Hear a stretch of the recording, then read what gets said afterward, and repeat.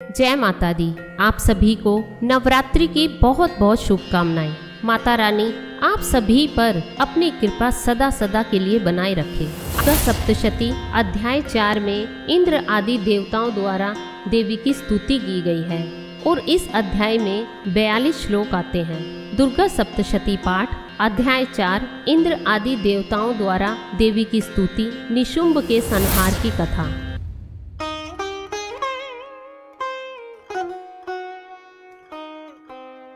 महर्षि मेघा बोले, देवी ने जब पराक्रमी दुरात्मा महिषासुर को मार गिराया और असुरों की सेना को मार दिया, तब इंद्र आदि समस्त देवता अपने सिर तथा शरीर को झुकाकर भगवती की स्तुति करने लगे। जिस देवी ने अपनी शक्ति से यह जगत व्याप्त किया है और जो संपूर्ण देवताओं और महर्षियों की पूजनीय है, उस अंबिका को हम भक्ति पूर्वक नमस्कार करते हैं। वह हम सबका कल्याण करे। जिस अतुल प्रभाव और बल का वर्णन भगवान विष्णु, शंकर, ब्रह्मा जी भी नहीं कर सके, वही चंडिका देवी इस संपूर्ण जगत का पालन करे और अशुभ भय का नाश करे। पुण्य आत्माओं के घरों में तुम स्वयं लक्ष्मी रूप में हो और पापियों के घरों में तुम अलक्ष्मी रूप में हो और सतकुल में उत्पन्न होने वालों के लिए तुम लज्जा रूप में होकर उनके घरों में निवास करती हो। हम दुर्गा भगवती को नमस्कार करते हैं। हे देवी, इस विश्व का पालन करो। हे देवी,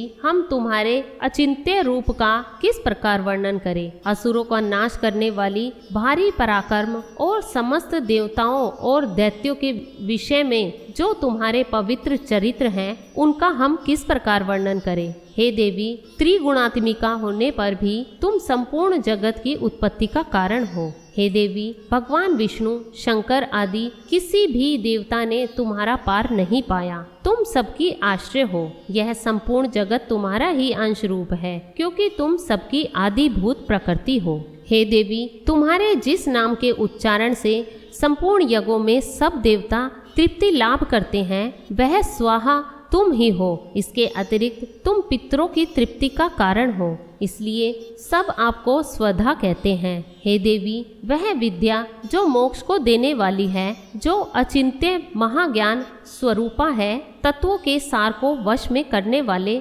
संपूर्ण दोषों को दूर करने वाले, मोक्ष की इच्छा करने वाले मुनिजन जिसका अभ्यास करते हैं, वह तुम ही हो। तुम वाणी रूप हो और दोष रहित ऋग और यजुर्वेदों की एवं उद्गीत और सुंदर पदों के पाठ वाले सामवेद की आश्रय रूप हो। तुम भगवती हो। इस विश्व की उत्पत्ति एवं पालन के लिए तुम वार्ता के रूप में प्रकट हुई हो और तुम संपूर्ण संसार की पीड़ा हरने वाली हो। हे देवी, जिससे सारे शास्त्रों को जाना जाता है, वह मेघा शक्ति तुम ही हो और दुर्गम भव सागर को पार करने वाली नौका भी तुम ही हो। लक्ष्मी रूप से विष्णु भगवान के हृदय में निवास करने वाली और भगवान महादेव द्वारा सम्मानित गौरी देवी तुम ही हो। मंद मुस्कान वाले निर्मल पूर्ण चंद बिंब के समान और उत्तम सुवर्ण की मनोहर कांति से कमनीय तुम्हारे मुख को देखकर भी महिषासुर क्रोध से भर गया। वह बड़े आश्चर्य की बात है। और हे देवी, तुम्हारा यही मुख जब क्रोध से भर गया तो उदय काल के चंद्रमा की भांति लाल हो गया और तनी हुई भौहों के कारण विकराल रूप हो गया। उसे देखकर भी महिषासुर के शीघ्र प्राण नहीं निकल गए। यह बड़े आश्चर्य की बात है। आपके कुपित मुख के दर्शन करके भला कौन जीवित रह सकता है। हे देवी, तुम हमारे कल्याण के लिए प्रसन्न हो। आपके प्रसन्न होने से इस जगत का अभ्युदय होता है और जब आप क्रुद्ध हो जाती हैं तो कितने ही कुलों का सर्वनाश हो जाता है। यह हमने अभी अभी जाना कि जब तुमने महिषासुर की बहुत बड़ी सेना को देखते देखते मार दिया है। हे देवी, सदा अभ्युदय प्रताप देने वाली तुम जिस पर प्रसन्न हो जाती हो, वही देश में सम्मानित होते हैं। उनके धन यश की वृद्धि होती है। उनका धर्म कभी शिथिल नहीं होता है और उनके यहाँ अधिक पुत्र पुत्रियां और नौकर होते हैं। हे देवी, तुम्हारी कृपा से ही धर्मात्मा पुरुष प्रतिदिन श्रद्धा पूर्वक यज्ञ करता है और धर्मानुकूल आचरण करता है और उसके प्रभाव से स्वर्ग लोक में जाता है, क्योंकि तुम तीनों लोकों में मनवांछित फल देने वाली हो। हे माँ दुर्गे, तुम स्मरण करने पर संपूर्ण जीवों के भय नष्ट कर देती हो और स्थिर चित्त वालों के द्वारा चिंतन करने पर उन्हें और अत्यंत मंगल देती हो। हे दारिद्र दुख नाशिनी देवी, तुम्हारे सिवा दूसरा कौन है? तुम्हारा चित्त सदा दूसरे के उपकार में लगा रहता है। हे देवी, तुम शत्रुओं को इसलिए मारती हो कि उनके मारने से दूसरों को सुख मिलता है। वह चाहे नरक में जाने के लिए चिरकाल तक पाप करते रहे हो, किंतु तुम्हारे साथ युद्ध करके सीधे स्वर्ग को जाएं, इसलिए तुम उनका वध करती हो। हे देवी, क्या तुम दृष्टिपात मात्र से समस्त असुरों को भस्म नहीं कर सकती? अवश्य ही कर सकती हो, किंतु तुम्हारा शत्रुओं को शस्त्रों के द्वारा मारना इसलिए है कि शस्त्रों के द्वारा मरकर वे स्वर्ग को जावें। इस तरह से हे देवी, उन शत्रुओं के प्रति भी तुम्हारा विचार उत्तम है। हे देवी, तुम्हारे उग्र खड़क की चमक से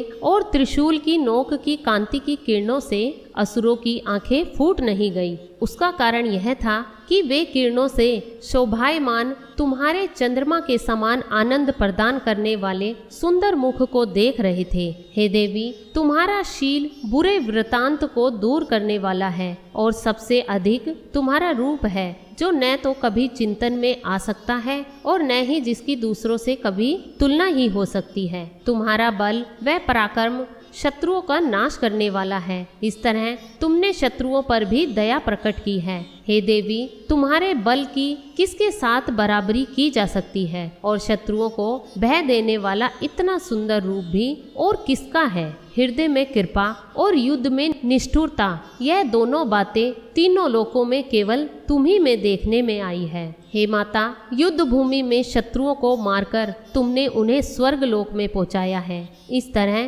तीनों लोकों की तुमने रक्षा की है और उन उन्मत्त असुरों से जो हमें भय था उसको भी तुमने दूर किया है। तुमको हमारा नमस्कार है। हे देवी, तुम शूल तथा खड्ग से हमारी रक्षा करो तथा घंटे की ध्वनि और धनुष की टंकार से भी हमारी रक्षा करो। हे चंडिके, आप अपने शूल को घुमाकर पूर्व, पश्चिम, उत्तर तथा दक्षिण दिशा में हमारी रक्षा करो। तीनों लोकों में जो तुम्हारे सौम्य रूप है तथा घोर रूप है, उनसे हमारी रक्षा करो तथा इस पृथ्वी की रक्षा करो। हे अंबिके, आपके कर पल्लवों में जो खड्ग, शूल और गदा आदि शस्त्र शोभा पा रहे हैं, उनसे हमारी रक्षा करो। महर्षि बोले, इस प्रकार जब सब देवताओं ने जगत माता भगवती की स्तुति की और नंदवन के पुष्पों तथा गंध अनुलेपों द्वारा उनका पूजन किया और फिर सबने मिलकर जब सुगंधित व दिव्य धूपों द्वारा उनको सुगंधि निवेदन की, तब देवी ने प्रसन्न होकर कहा।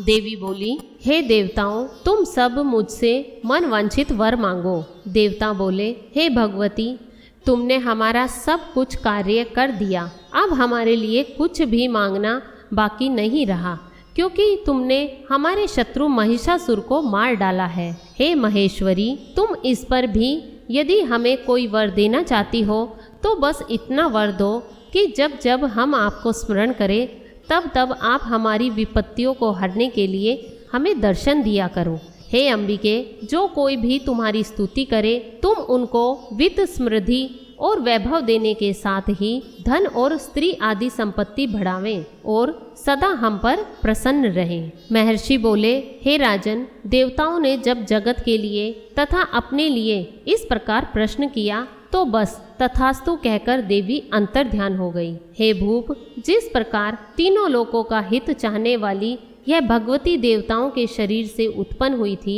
वह सारा वृतांत मैंने तुमसे कह दिया और इसके पश्चात दुष्ट असुरों तथा शुंभ निशुंभ का वध करने और सब लोगों की रक्षा करने के लिए जिस प्रकार गौरी देवी के शरीर से उत्पन्न हुई थी, वह सारा वृतांत मैं यथावत वर्णन करता हूँ।